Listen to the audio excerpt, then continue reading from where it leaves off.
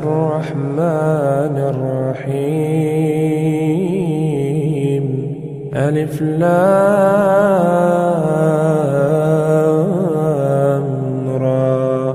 تلك آيات الكتاب المبين. إنا أنزلناه قرآنا عربيا لعلكم تعقلون. نحن نقص عليك أحسن القصص بما أوحينا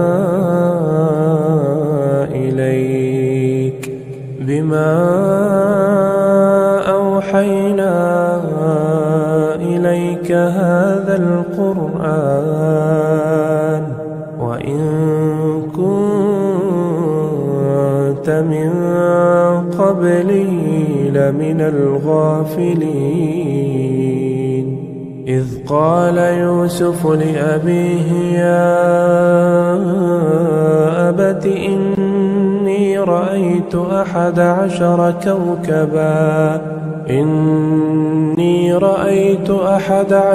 كوكبا والشمس والقمر رأيتهم لي ساجدين. قال يا بني لا تقصص رؤياك على إخوتك فيكيدوا لك كيدا إن الشيطان للإنسان عدو مبين. وكذلك يجتبيك ربك ويعلمك من تأويل الأحاديث ويتم نعمته عليك وعلى آل يعقوب كما أتمها على أبويك من قبل إبراهيم وإسحاق إن ربك عليم حكيم. لقد كان في يوسف وإخوته آيات للسائلين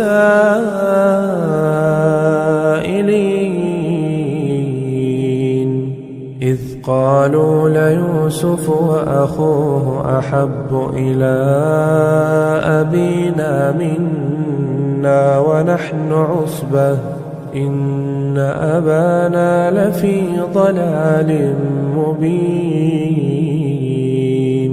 اقتلوا يوسف أو طرحوه أرضا يخل لكم وجه أبيكم وتكونوا من بعده قوما صالحين. قال قائل منهم لا تقتلوا يوسف وألقوه في غيابة الجب يلتقطه بعض السيارة إن كنتم فاعلين. قالوا يا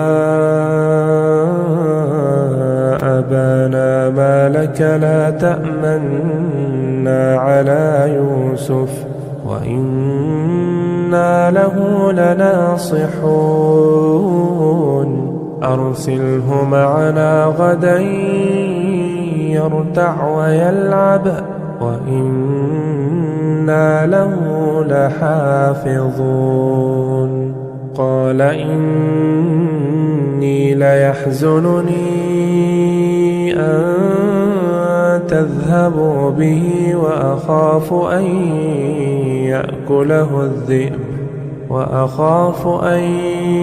يأكله الذئب وأنتم عنه غافلون.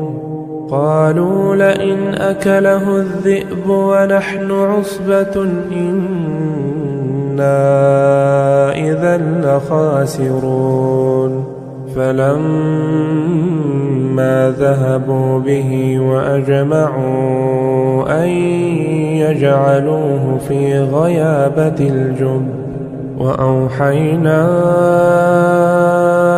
إليه لتنبئنهم بأمرهم هذا وهم لا يشعرون وجاءوا أباهم عشاء يبكون قالوا يا أبانا إنا ذهبنا نستبق وتركنا يوسف عند متاعنا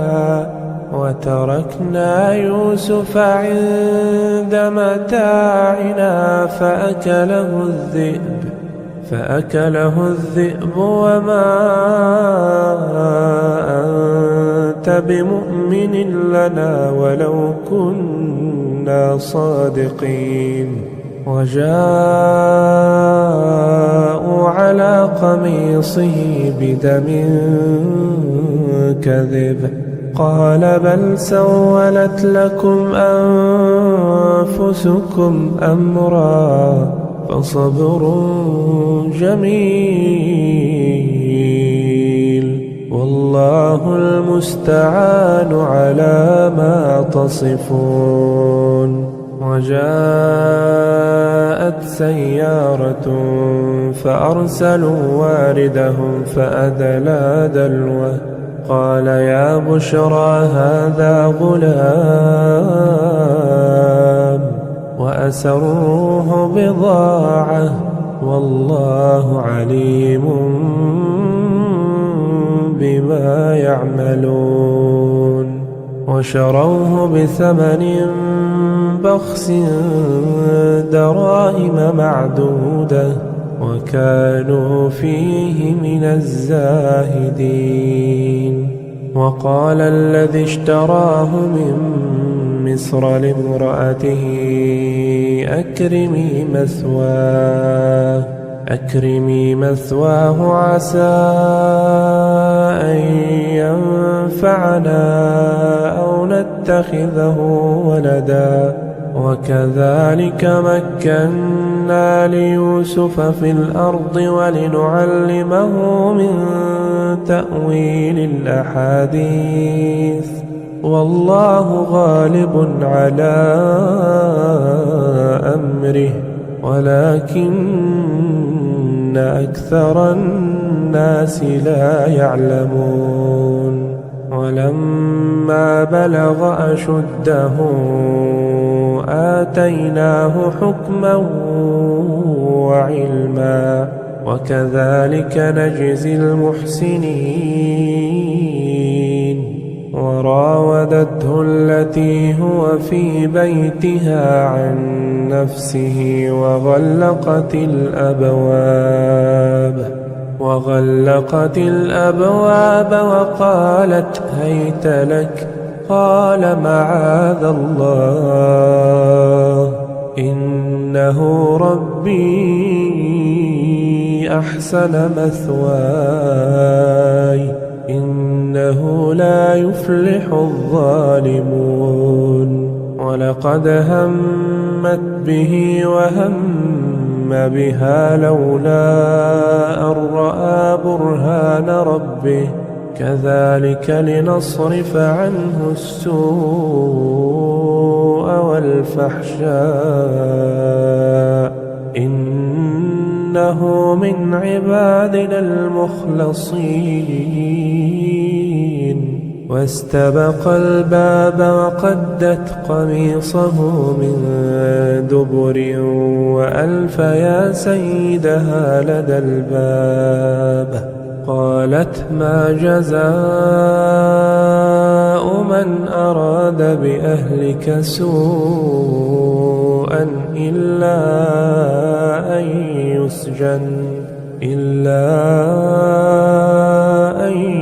يسجن أو عذاب أليم قال هي راودتني عن نفسي.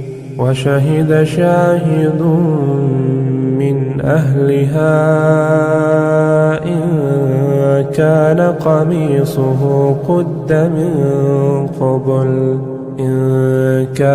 قميصه قد من قبل فصدقت وهو من الكاذبين.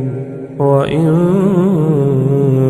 كان قميصه قد من دبر فكذبت وهو من الصادقين. فلما رأى قميصه قد من دبر قال إنه من كيدكن إن كيدكن عظيم. يوسف أعرض عن هذا واستغفري لذنبك إنك كنت من الخاطئين. وقال نسوة في المدينة امرأة العزيز تراود فتاها عن نفسه قد شغفها حبا إنا لنراها في ضلال مبين. فلما سمعت بمكرهن أرسلت إليهن وأعتدت لهن متكئا وآتت كل واحدة منهن سكينا وقالت اخرج عليهن. فلما رأينه أكبرنه وقطعن أيديهن وقلن حاش لله ما هذا بشرا إن هذا إلا ملك كريم. قالت فذلكن الذي لمتنني فيه ولقد راودته عن نفسه فاستعصم ولئن لم يفعل ما آمره ليسجنن وليكونن من الصاغرين. قال رب السجن أحب إلي مما يدعونني إليه وإلا تصرف عني كيدهن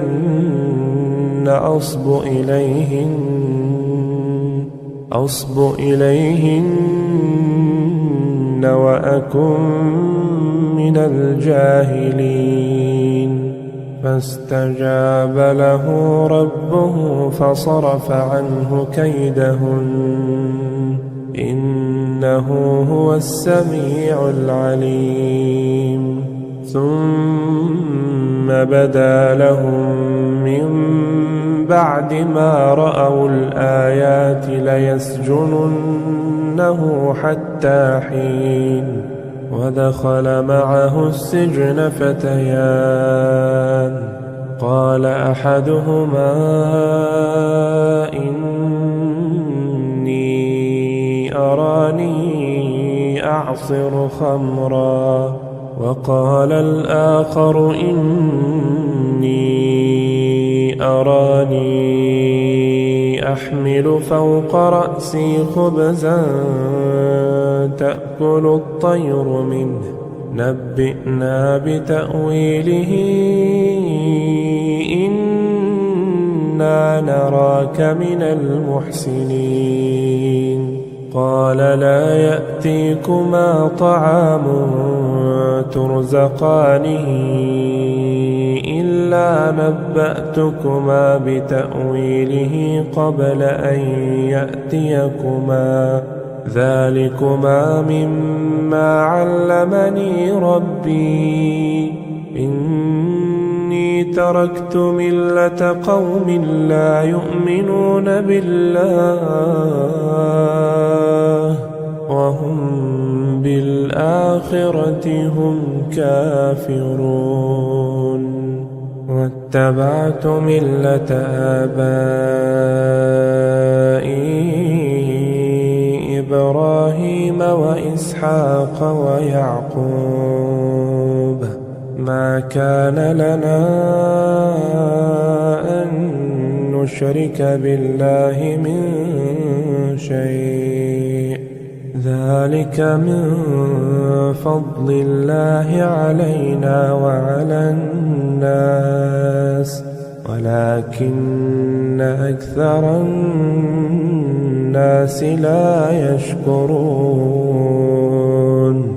يا صاحبي السجن أأرباب متفرقون خير أم الله الواحد القهار ما تعبدون من دونه إلا أسماء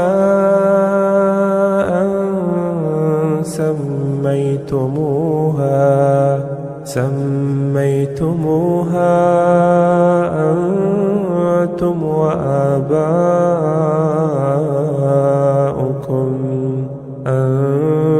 أنتم وآباؤكم ما أنزل الله بها من سلطان إن الحكم إلا لله أمر ألا تعبدوا إلا إياه ذلك الدين القيم ولكن أكثر الناس لا يعلمون يا صاحبي السجن أما أحدكما فيسقي ربه خمرا وأما الآخر فيصلب فتأكل الطير من رأسه قضي الأمر الذي فيه تستفتيان وقال للذي ظن أنه ناج منهما اذكرني عند ربك فأنساه الشيطان ذكر ربه فلبث في السجن 9 سنين وقال الملك إني أرى 7 بقرات سمان يأكلهن 7 عجاف و7 سنبلات خضر وأخر يابسات يا أيها الملأ أفتوني في رؤياي إن كنتم للرؤيا تعبرون قالوا أضغاث أحلام وما نحن بتأويل الأحلام بعالمين وقال الذي نجا منهما وادكر بعد أمة أنا أنبئكم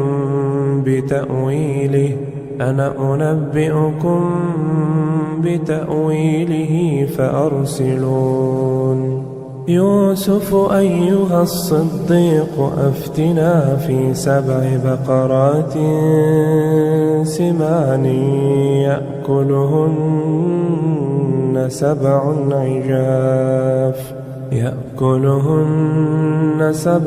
عجاف و7 سنبلات خضر وأخر يابسات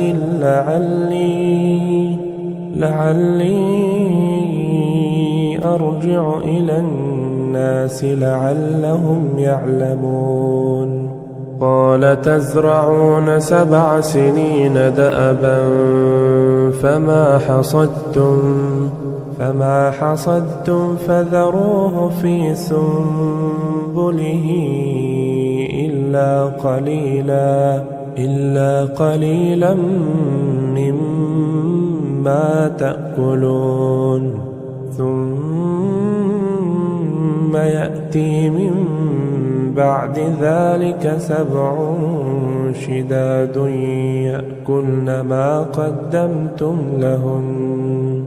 يأكلن ما قدمتم لهن إلا قليلا مما تحصنون ثم يأتي من بعد ذلك عام فيه يغاث الناس وفيه يعصرون وقال الملك ائتوني به فلما جاءه الرسول قال ارجع إلى ربك فاسأله ما بال النسوة اللاتي قطعن أيديهن إن ربي بكيدهن عليم قال ما خطبكن إذ راوتن يوسف عن نفسه قلنا حاش لله ما علمنا عليه من سوء قالت امرأة العزيز الآن حصحص الحق أنا راودته عن نفسه وإنه لمن الصادقين ذلك ليعلم أني لم أخنه بالغيب وأن الله لا يهدي كيد الخائنين وما أبرئ نفسي إن النفس لأمارة بالسوء إلا ما رحم ربي إن ربي غفور رحيم وقال الملك ائتوني به أستخلصه لنفسي فلما كلمه قال إنك اليوم لدينا مكين أمين قال جعلني على خزائن الأرض إني حفيظ عليم وكذلك مكنا ليوسف في الأرض يتبوأ منها حيث يشاء نصيب برحمتنا من نشاء ولا نضيع أجر المحسنين ولأجر الآخرة خير للذين آمنوا وكانوا يتقون وجاء إخوة يوسف فدخلوا عليه فعرفهم وهم له منكرون ولما جهزهم بجهازهم قال ائتوني بأخ لكم من أبيكم ألا ترون أني أوفي الكيل وأنا خير المنزلين فإن لم تأتوني به فلا كيل لكم عندي ولا تقربون قالوا سنراود عنه أباه وإنا لفاعلون وقال لفتيانه جعلوا بضاعتهم في رحالهم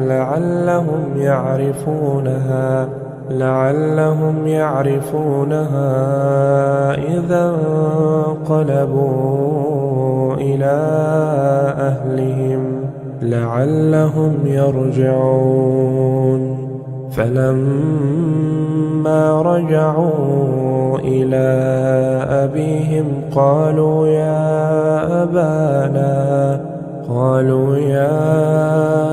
أبانا منع منا الكيل فأرسل معنا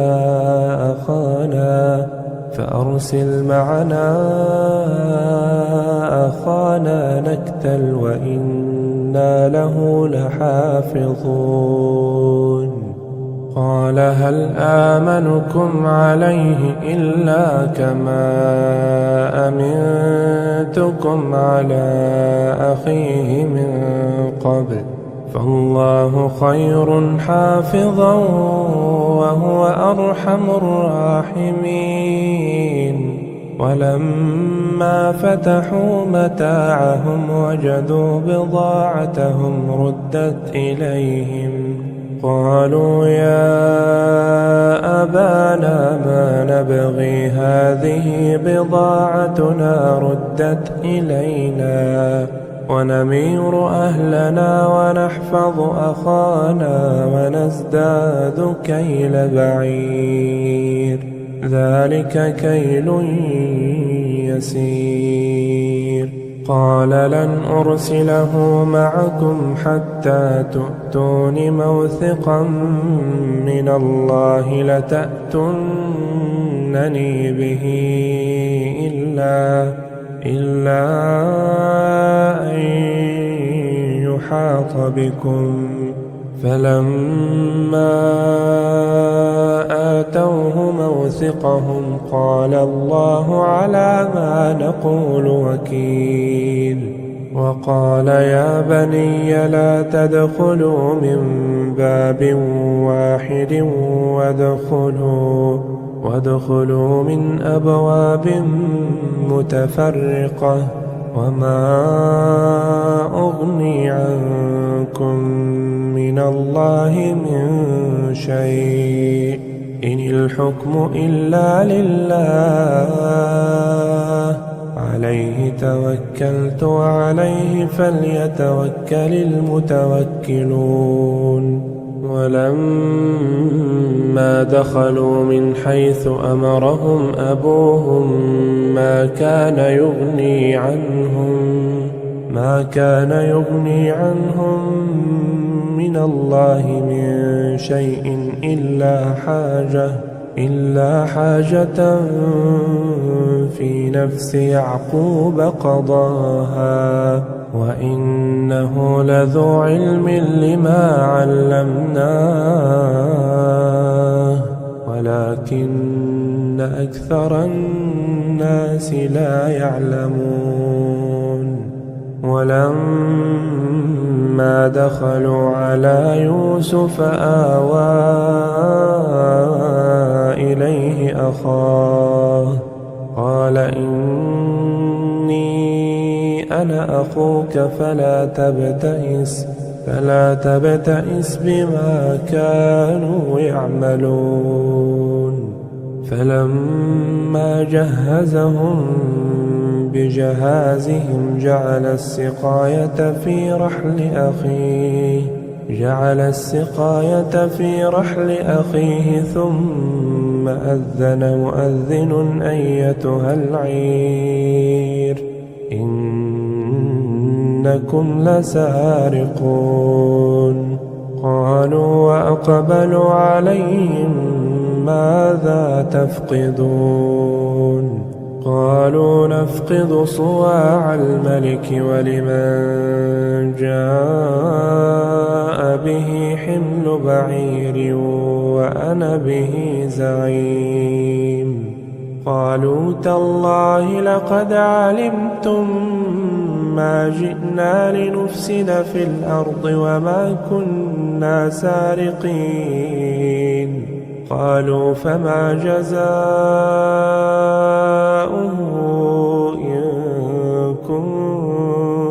كاذبين. قالوا جزاؤه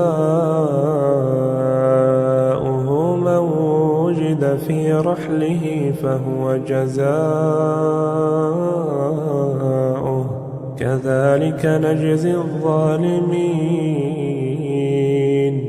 فبدأ بأوعيتهم قبل وعاء أخيه ثم استخرجها من وعاء أخيه كذلك كدنا ليوسف ما كان ليأخذ أخاه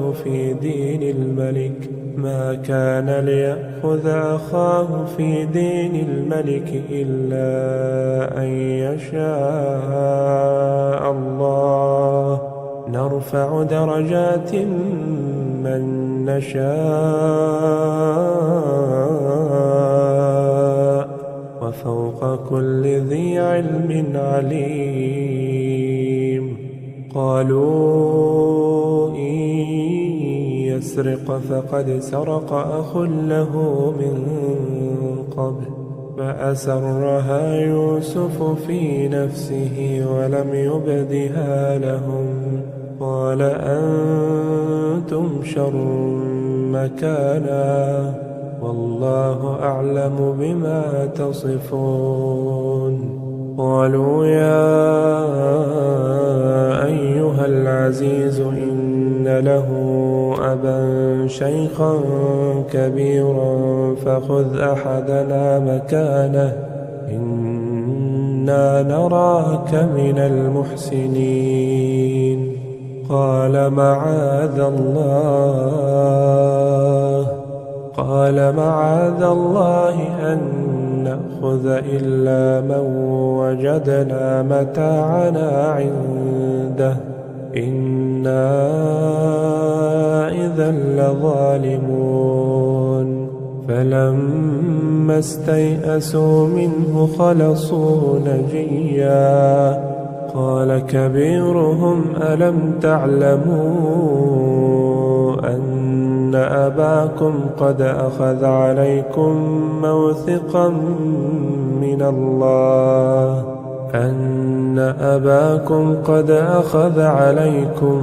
موثقا من الله ومن قبل ما فرطتم في يوسف فلن أبرح الأرض حتى يأذن لي أبي أو يحكم الله لي وهو خير الحاكمين. ارجعوا إلى أبيكم فقولوا يا أبانا إن ابنك سرق وما شهدنا إلا بما علمنا وما كنا للغيب حافظين. واسأل القرية التي كنا فيها والعير التي أقبلنا فيها وإنا لصادقون. قال بل سولت لكم أنفسكم أمرا فصبر جميل عسى الله أن يأتيني بهم جميعا إنه هو العليم الحكيم. وتولى عنهم وقال يا أسفا على يوسف وابيضت عيناه من الحزن فهو كظيم. قالوا تالله تفتأ تذكر يوسف حتى تكون حرضا أو تكون من الهالكين. قال إنما أشكو بثي وحزني إلى الله وأعلم من الله ما لا تعلمون. يا بني اذهبوا فتحسسوا من يوسف وأخيه ولا تيأسوا من روح الله إنه لا ييأس من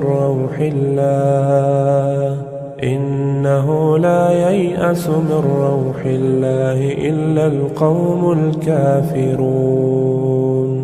فلما دخلوا عليه قالوا يا أيها العزيز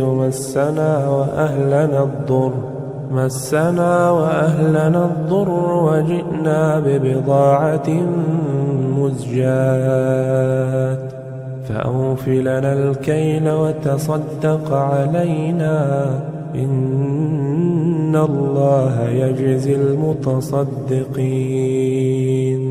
قال هل علمتم ما فعلتم بيوسف وأخيه إذ أنتم جاهلون؟ قالوا أئنك لأنت يوسف؟